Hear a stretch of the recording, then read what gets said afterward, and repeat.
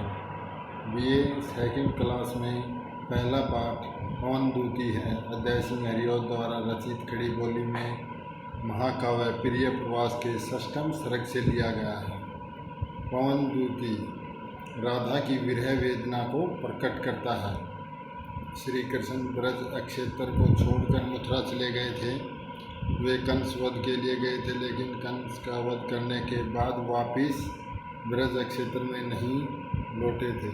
राधा और सभी गोपियाँ श्री कृष्ण के वियोग में दिन रात तड़पती रहती हैं। वे आंसू बहाती थी, पर अपने हृदय की पीड़ा को चाहकर भी मुरलीधर तक नहीं पहुंचा पाती थी। एक दिन राधा अपने घर में अकेली बैठी थी।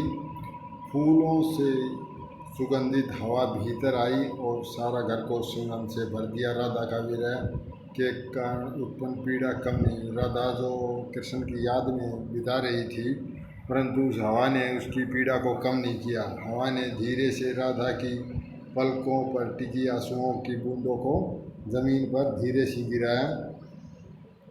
राधा को हवा की प्रेम भरी आते अच्छे नहीं लगी और उसे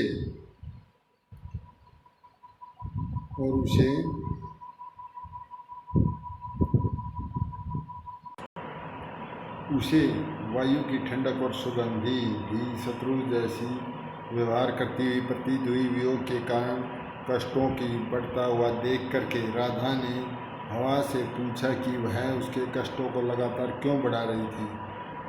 उसने कहा कि हे शीतल वायु, तू मेरी सखी बन जा और मेरी छोटी।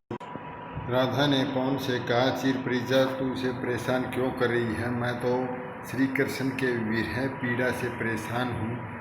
तू उसके पास जाकर अपनी किसी चतुराई से उसकी किसी प्रिय वस्तु को मुझे लाकर दे, मेरे जीवन की रक्षा कर ले। हे वायु, तू तो जा और मेरी बिगड़ी बात बना दे।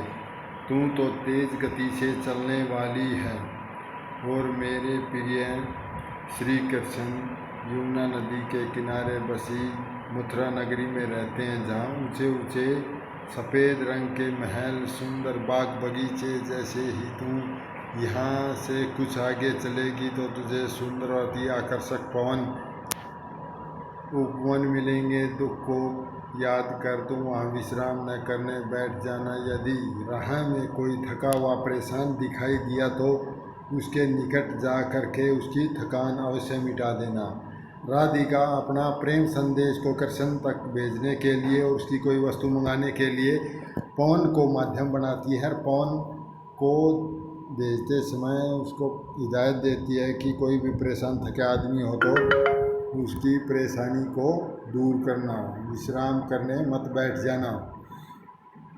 तू यमुना के सुख को देने वाले जल से धूल रहित होकर आगे बढ़ना। तुम यमुना के ठंडे जल में स्वयं शीतलता प्राप्त करने ना। कमल के फूलों से खेलना, जल की छोटी छोटी लहरियाँ उत्पन्न करना। तू पेड़ पौधों को जोर से न हिलाना, पेड़ पौधों और पक्षियों के बच्चों को जरा भी नुकसान न पहुँचाना।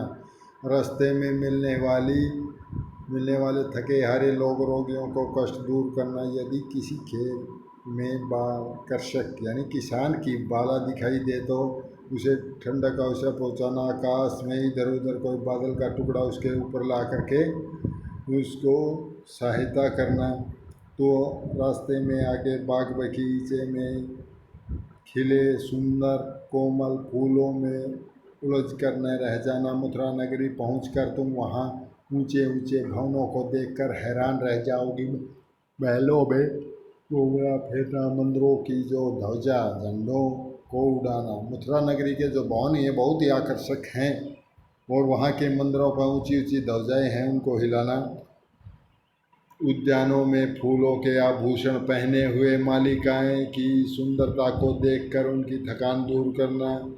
तुझे वहाँ श्याम वर्ण के अति सुंदर श्री कृष्ण जी महल में दिखाई देंगे। वे अमृत जैसे मीठे मीठे शब्द बोलते होंगे। उनके चेहरे की आभा तो नील कमल जैसी होगी और उन्होंने पीले वस्त्र पीले रंग के वस्त्र पहने होंगे, उनके शरीर पर सांचे में ढला हुआ ऐसा प्रतीत होगा।